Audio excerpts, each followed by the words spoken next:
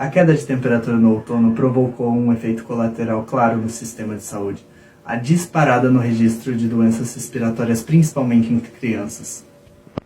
Foi só o tempo mudar para o Miguel começar a tossir e ficar com o nariz entupido. A mãe achou melhor levar logo o filho para o hospital.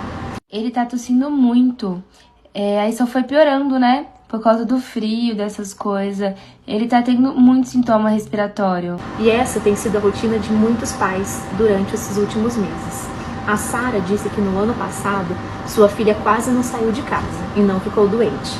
Mas esse ano, a Melissa, que nasceu durante a pandemia, começou a frequentar a creche. E foi aí que os sintomas respiratórios começaram a aparecer. Ela tá com tosse, ela tá vomitando, ela não tá conseguindo engolir. Acho que a garganta dela tá inflamada. E na creche também tem muito menino gripado também.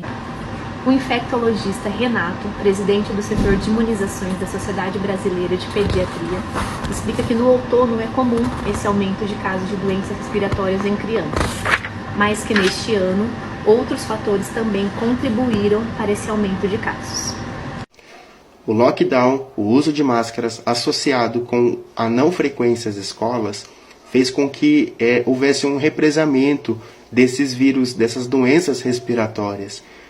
As crianças que nasceram de 2019 para cá, elas não tiveram muito contato com esses vírus.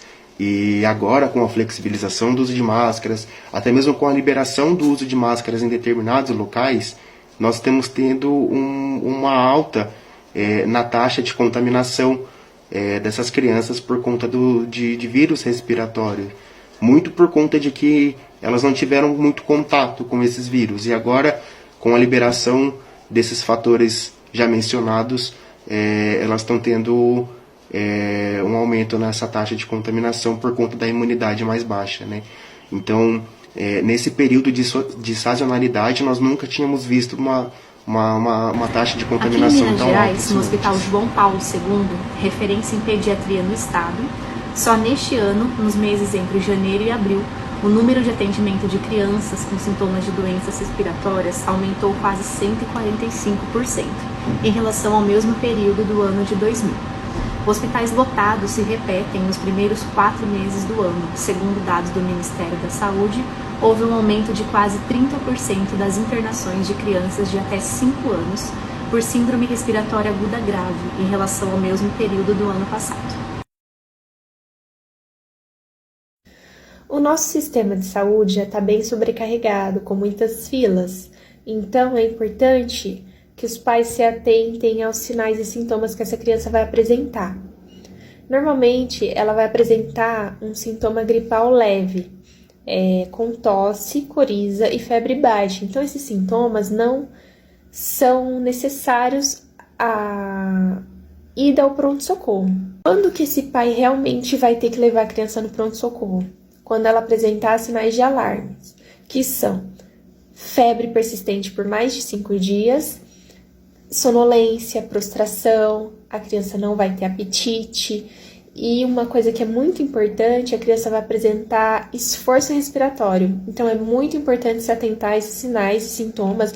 E se a criança apresentar, tem que levar ao pronto-socorro, sim, para uma avaliação médica. Os adultos também têm sofrido com as doenças respiratórias. Boa noite. No pronto-socorro, onde os casos de dor no peito e doenças do coração costumavam ser as principais queixas, o perfil de quem busca atendimento mudou na última semana. Agora, as doenças respiratórias têm lotado a sala de espera. Os médicos deste hospital particular em São Paulo começaram a notar o aumento no número de casos dos sintomas gripais em março, quando a média era de 13 pacientes em atendimento. Em abril, foram 24 atendimentos e em maio, 45. O superintendente médico explica que entre esses pacientes aumentou também o número de casos de Covid. Então, existe um conjunto de fatores, talvez a flexibilização do uso da máscara e seja um dos principais motivos para o aumento desses casos, né? Mas também tem outros motivos em conjunto, como as variantes, subvariantes, a Omicron, a sazonalidade, onde no frio as pessoas elas ficam mais próximas, né? Elas ficam mais próximas de ambientes fechados. Isso tudo são fatores que ajudam a aumentar o número de casos, né? E também é sempre importante as pessoas se prevenirem, lavarem as mãos, para que a gente consiga estabilizar esse número de casos. Os números da prefeitura mostram que nos hospitais públicos e particulares de São Paulo, os casos de gripe também aumentaram. No total, passaram de 16 mil em março e 23 mil agora em maio. Os médicos dizem que é de se esperar mesmo que mais gente tenha doenças respiratórias nessa época do ano e alertam que a melhor maneira de se proteger é se vacinar contra a gripe e a Covid. O vacinal precisa estar completo até ontem. Só pouco mais da metade da população adulta tinha tomado a primeira dose de reforço contra a Covid.